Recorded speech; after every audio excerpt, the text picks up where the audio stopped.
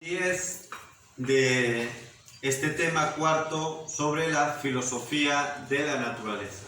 Esta lámina ya la hemos visto, pero volvemos a ella para explicar que esta transformación que se da desde el siglo XIII, pero que va a triunfar en la Edad Moderna, que hemos dicho es el triunfo de la razón secular, la razón que no admite más que el principio de la demostración empírica y que niega, por lo tanto, la objetividad, la universalidad, la validez, más allá de lo íntimo y de lo personal, a la fe e incluso a la filosofía. Por lo menos la filosofía racional, la que utiliza la metafísica. Bueno, pues este triunfo de la razón secular va a llevar también al desarrollo de la ciencia, que en gran parte es un desarrollo que se debe a lo que hemos visto en la Edad Media, pero que también va a adquirir un nuevo sesgo, una nueva característica, porque está hecho desde esta razón secular.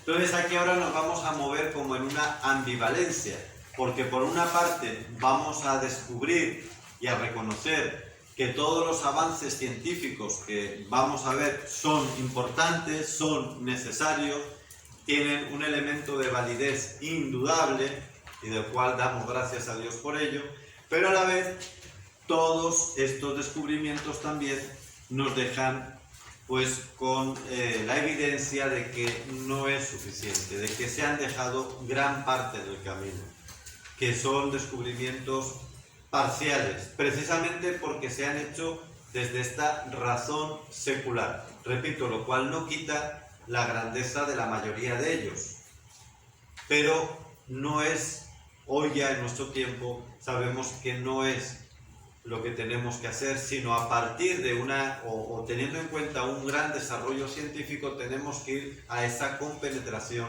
también con las otras razones que van más allá de lo positivo y de lo fenoménico. De hecho, la razón secular estricta que se desliga de lo religioso, que se desliga de lo filosófico, ha fracasado. Eso lo hemos visto sobre todo en el siglo XX y en lo que vamos del siglo XXI.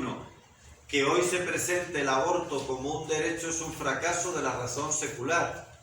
Que hoy se presente la eutanasia, que es un suicidio asistido y financiado, como un avance y como una muerte digna, es un fracaso absoluto. Esto lo reconocen hasta escritores ateos. Es un fracaso de una civilización que está llegando ya al último extremo de su descomposición. Y esto es fruto precisamente de esta razón secular. Lo cual, insisto, no le quita el que efectivamente haya habido una serie de pasos muy importantes que ahora vamos a ver en el campo de la ciencia. Nosotros vamos a ver sobre todo la astronomía y la física y química en parte. Vamos a ver qué pasos se han dado. Sobre todo lo vamos a ver no porque sea el objeto de este tema, sino porque todos estos pasos nos han cuestionado a la filosofía de la naturaleza, y luego veremos más adelante cómo estos descubrimientos científicos también han hecho evolucionar la filosofía de la naturaleza cristiana, o por lo menos nos han hecho tomar en cuenta elementos que teníamos quizás olvidados, porque nosotros sí planteamos que hay que dialogar, hay que tener una integración entre los distintos tipos y dimensiones de la razón. ¿Cuáles son estos pasos en el campo de la astronomía y de la física? Pues curiosamente, la mayoría de estos pasos, quien empieza a darlos son hombres de iglesia, son clérigos, porque precisamente es en la iglesia donde se desarrollaba más la razón. Por eso, fíjense qué curioso, ¿no? ¿Quiénes son los que cambian la manera de concebir el mundo? Pues en la Edad Moderna, sobre todo, digo, empiezan los clérigos. Es el caso de Nicolás de Cusa, que vive ahí en una pierna en la Edad Antigua, en la Edad Media, y otra en la Edad Moderna, ¿no? A finales del siglo XV. Y que fue el primero en atacar directamente la representación antigua, esta que hemos visto de Aristóteles y de los griegos del mundo. Él sustituye ese universo finito de Aristóteles y dice que el universo es ilimitado, infinito. También rechaza una división que era propia de Aristóteles. Aristóteles decía que había un mundo infraestelar, el mundo terrestre, y otro estelar, celeste, sublunar y el lunar o celeste. El universo, según Nicolás de Cusa, es uno, no son dos, el de abajo y el de arriba, es uno. Es diversificado, pero uno, porque es además homogéneo entre sí, es semejante, y además animado en todas sus partes por el movimiento y la vida.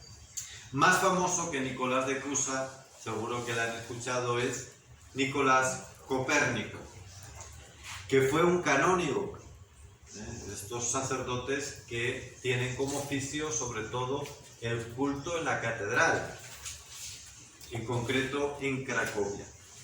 Y él es el que sustituyó definitivamente la visión del cosmos de Aristóteles y de Ptolomeo por un universo homogéneo.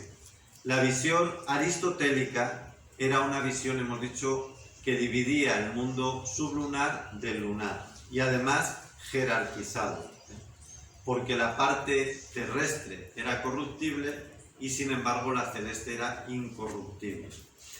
Pero sobre todo Copérnico es más conocido por cambiar el modelo heliocéntrico, el modelo geocéntrico por el heliocéntrico. El geocéntrico es el de Aristóteles, el de Ptolomeo, y sin embargo, es decir, es el que pone a la Tierra como el centro de todo, ¿no? Más adelante tengo por ahí un dibujo donde se ve bastante más adelante. Dios mío, pues, aquí está. Ahí tienen el cosmos según Aristóteles, ¿no? Aquí está la Tierra y aquí está, fíjense, el Sol, en el punto aquí en el 5, ¿no? Y todo lo que son esferas prácticamente iguales. Este es el mundo sublunar, el terreno, que es corruptible, y el demás, el otro, es el incorruptible. Y esto es un mecanismo perfectamente circular. Dios, como motor primero, lo puso en funcionamiento desde la eternidad, y ahí están acoplados el uno al otro, pero sin interacción. Jerarquizado, porque la Tierra, que es el centro, en cuanto tiene el lugar central, pero lo que es terreno es corruptible. Por eso es jerarquizado y a la vez heterogéneo, porque es de naturaleza muy distinta lo uno de lo otro, sublunar de celeste. Bien, pero no solamente es cambiar este modelo que existía antes, el geocéntrico, geo significa tierra, por el heliocéntrico, helio significa sol.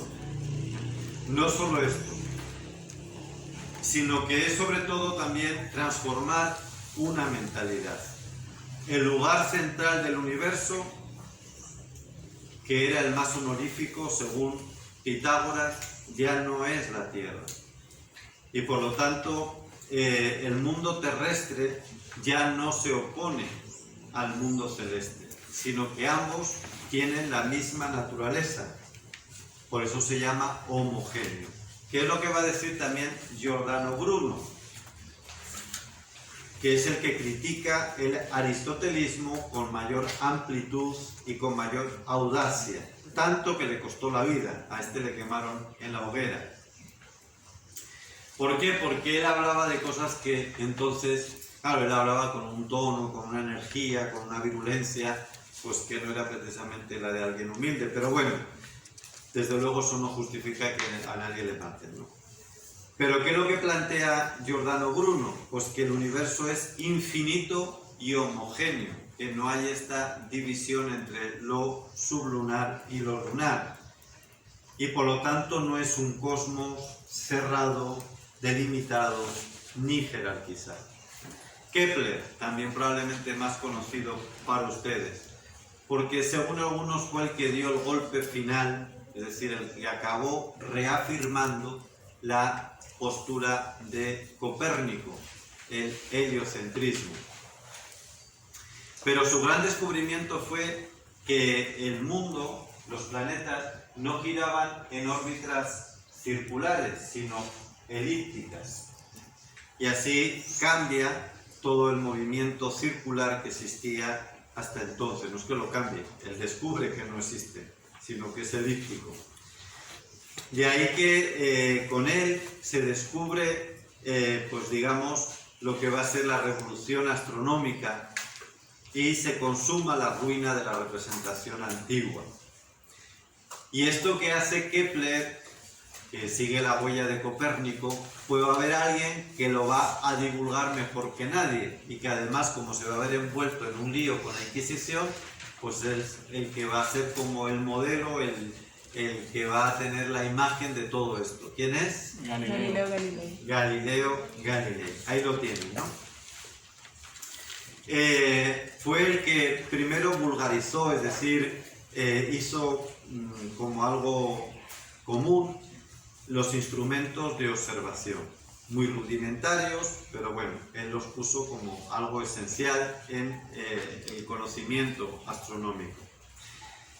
Y aunque él no llegó a expresar el principio de inercia de una manera precisa, mostró que el movimiento de los astros no necesitaba una acción motriz externa, sino que era un movimiento interno. ¿Quién decía que los astros se movían por un motor externo? Aristóteles. Era el modelo geocéntrico, es decir, el Dios como motor primero que los empuja y los pone en funcionamiento. Y él demostró que son leyes internas, leyes físicas de los propios planetas, que es lo que luego se llama, pues, se ha conocido como la inercia, entre otros, ¿no? Miren, sobre Aristóteles es importante que tengamos en cuenta que él tuvo dos procesos, ¿no?, con la Inquisición. Pero como este es un tema apasionante, lo voy a dejar para la siguiente lección.